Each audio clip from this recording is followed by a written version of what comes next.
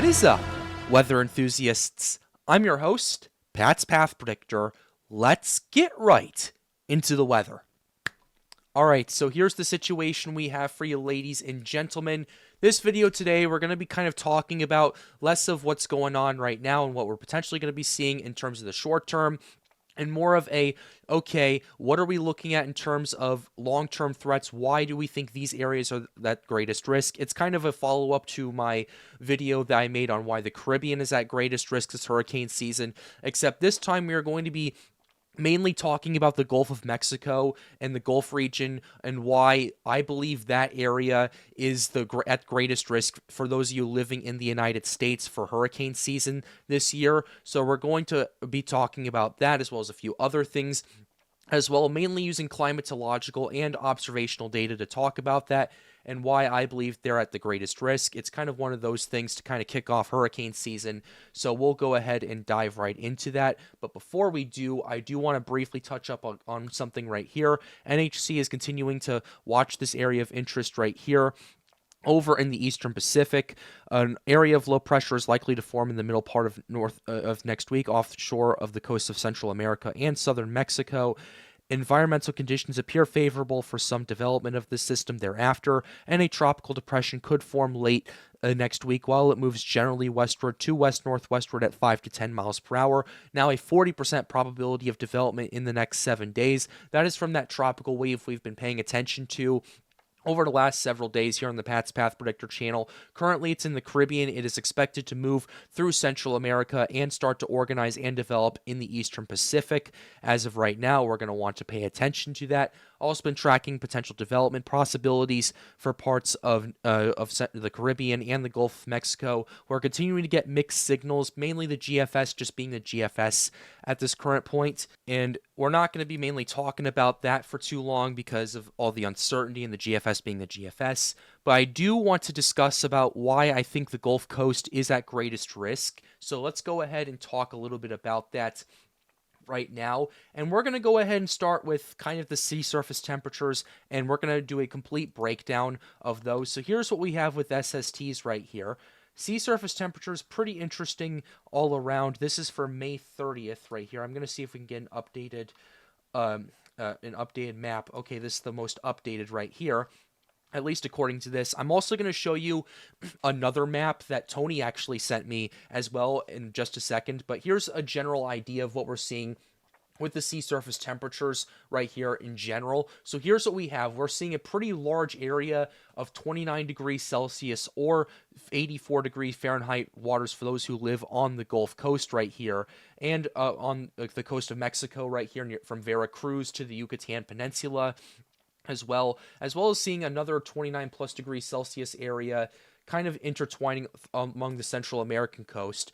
Around April 1st, around 25.1, 25.2 degrees Celsius, which is about 77.4 degrees Fahrenheit right here, all the way past 28 and almost at 29, right? 28.6 right here, which is I believe about 83 degrees Fahrenheit right there for those tuning in from the Gulf Coast and paying attention to this. And we've seen, especially since the beginning of May, a very dramatic warm up of the Gulf waters. And the reason for this was we had a pretty big high pressure dome and a pretty big high pressure system over the Gulf of Mexico. It caused a pretty big heat dome to develop over there and allowed for especially those sea surface temperature waters to really rocket up over the last couple of weeks. And then I'm also going to go ahead and pull up a map that Tony actually sent me very quickly. No, it's not in his DMs. It's actually in the tropical chat. Thank you for that. Real quickly, I'm going to pull up a map that he actually sent me right here. We're going to go ahead and show you this. This is a very, very detailed map that we have for you right here. This is the water temperature from the Gulf Coast. I know it doesn't look like the water temperatures we're seeing right here. It's a lot more in detail, and this is also about 15 feet deep right here. But here's what we're seeing with the water temperatures right here. We're seeing multiple pockets of 32 plus degrees Celsius waters, which is almost 90 degrees Fahrenheit, if you convert that real quickly. And you're also seeing a large area of like 28, 29 plus degrees, but you're also seeing some areas of 25 plus degrees Celsius waters too. And keep this in mind, This is about 15 feet down right now, and you also have to understand this is late May, and these water temperatures are going to rapidly increase, and these temperatures are going to rapidly develop. And yes, there is some data that's missing from the Western Gulf and a few isolated areas, as well as the Mississippi, Alabama, and Florida Panhandle coast as well. But ultimately, you do have a really concentrated, you have a really comprehensive database that you're looking at right here, because all this stuff that you're seeing right here is basically measured from buoy data right here. This is actually from someone at Rutgers University that Tony actually knows. So shout out to Tony, and shout out to that researcher who knows that and does this stuff. We really appreciate you sharing those maps here, and we'll continue to look at those here on the Pat's Path Predictor channel. But this is what we're looking at. And as you can see, we're seeing a lot of very warm waters, especially along the Florida coast right here, particularly in Tampa Bay, the Sarasota region, Port Charlotte, Fort Myers as well. And you're also seeing really warm waters along the coast of Cuba right here, as well as we've seen kind of with this comprehensive map that we're showing right here, the more kind of just basic map right here. What I just showed you was a more comprehensive and more broken down and based on more observations, but it is a little bit deeper down. But that also does help match kind of what the ocean heat content's been registering as well. So here's OHC for you guys today. OHC, basically the biggest area of it is concentrated around the loop current right here. OHC is a very big factor in why hurricanes develop the way they do and why they intensify the way they do once they get their act together and once they get going. Basically, what you have there is you have a pretty large area of hot water, and what the OHC does is measure how hot the water is at the surface and how deep down it ultimately goes. And that's why we're so concerned about that, because basically, as I've said like a broken record, OHC is essentially the bank and basically the fuel tank, if you may, for how quickly these systems can develop and how much we need to pay attention to. So ultimately, that's why we pay attention to it. That's why when we throw around things like OHC and like fuel tank and all that, that's why we bring it up. And particularly in the Gulf of Mexico, OHC really tends to skyrocket as you go into June, July, early August, mainly because you have those high pressure systems and you have those heat dome situations going on over there that allows for that situation to happen. And you also, the Gulf of Mexico, like it's compared to the Caribbean Sea and compared to other areas in the Atlantic Ocean, isn't particularly too deep. Yes, it's still really deep. It's like a mile deep in a lot of areas and all that stuff outside of the continental shelf, which is particularly shallow. But ultimately, that OHC really skyrockets there, mainly because of more synoptic scale features that develop over there, mainly from things that develop from the United States and those areas right there, and that's why we pay so close attention to it.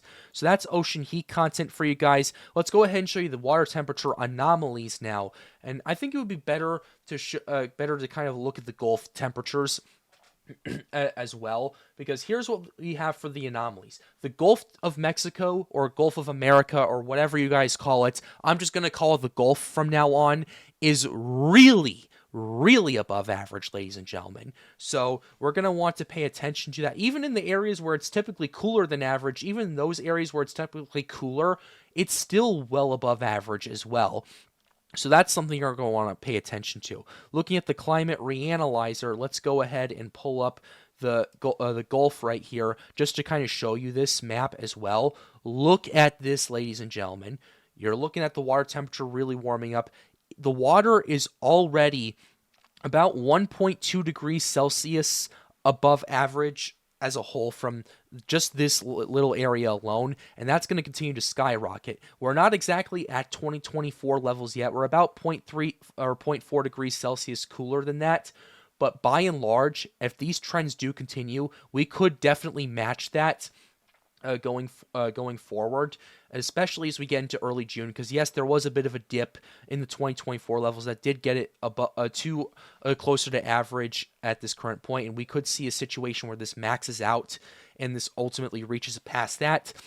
But we're going to have to pay attention to it. We're going to have to watch the synoptic features and see how those ultimately pan out. But that's the main reason why the Gulf of Mexico is so particularly at risk for these tropical cyclones because the water temperature is extremely warm. And yes, I know water temperature isn't everything, as Tony constantly reminds me in Storms United. Shout out to you, by the way, again.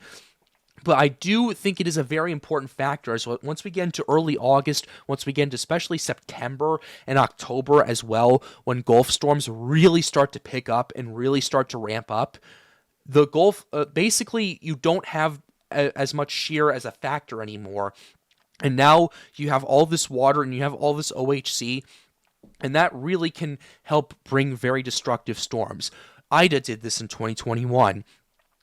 What else? Ian did this in 2022, although it did the majority of its intensification in the Caribbean Sea.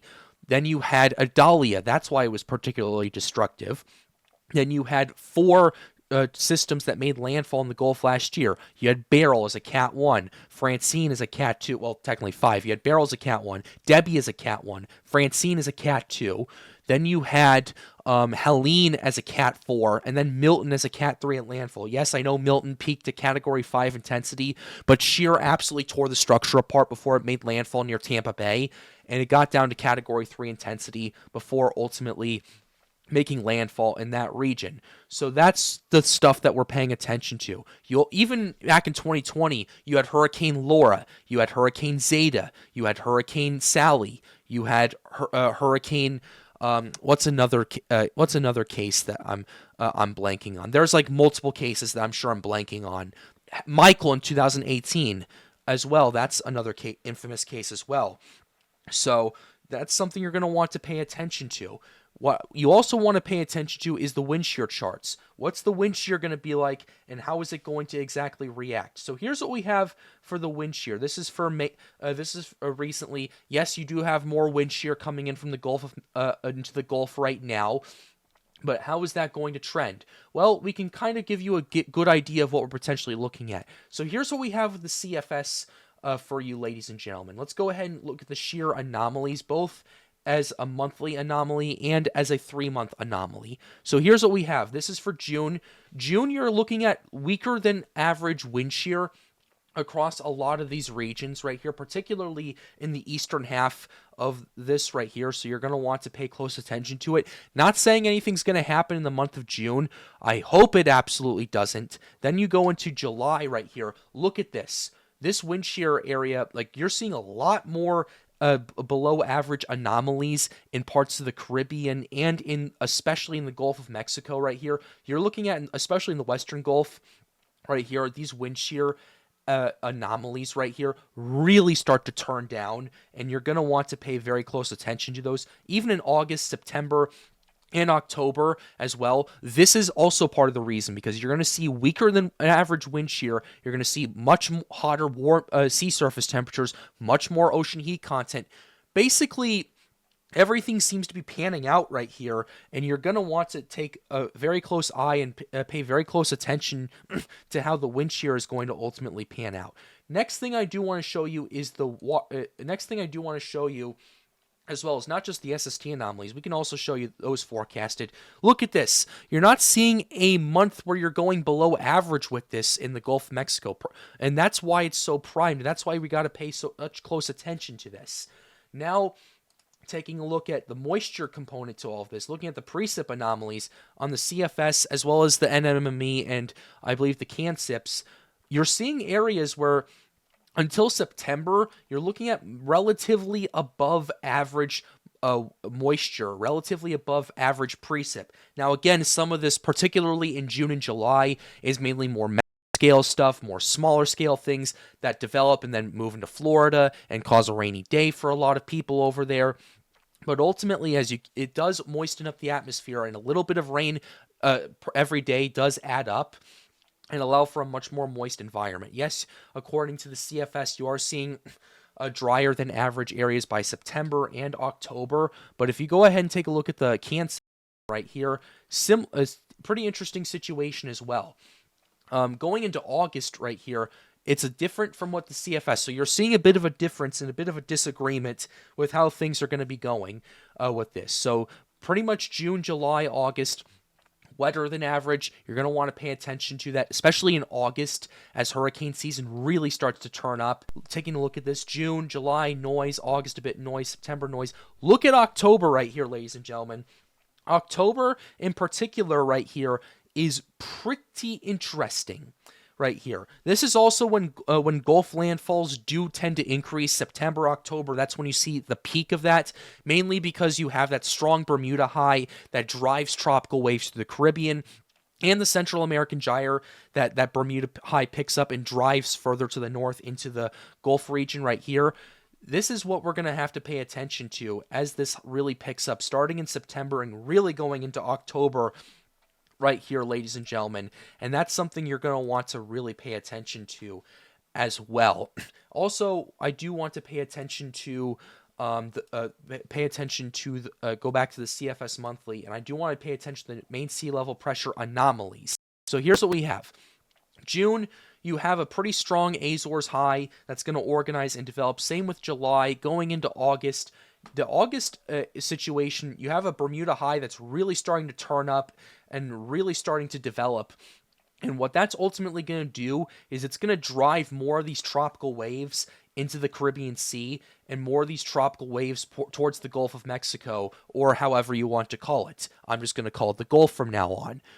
If you want me to say it different, sue me. But anyway, what we have going on right here, then into September as well, you're looking at this as well. Similar situation, although the Bermuda high does weaken a little bit, which would be pretty interesting to say the very least, to see how that would turn out and how that would pan out. Then in October, and then November, and then December, that's pretty much what you're looking at right now. So why am I bringing all of this up? Well, the Gulf region is in a pretty unique region. It's right now because where it's at geographically is not in an optimal place if you do not want tropical cyclones. If you do, and you're a meteorologist, you want to forecast for this stuff, it's in a pretty optimal area for tropical cyclones. Problem, there's a lot of people that live there. Like Houston, Tampa Bay, New Orleans, Mobile, Pensacola. There's a lot of people that live in the Gulf Coast region that we need to talk about and we need to pay attention to. That's why we highlight this stuff. Houston has an area of about 4 million people. Like, that's pretty much their metroplex right there.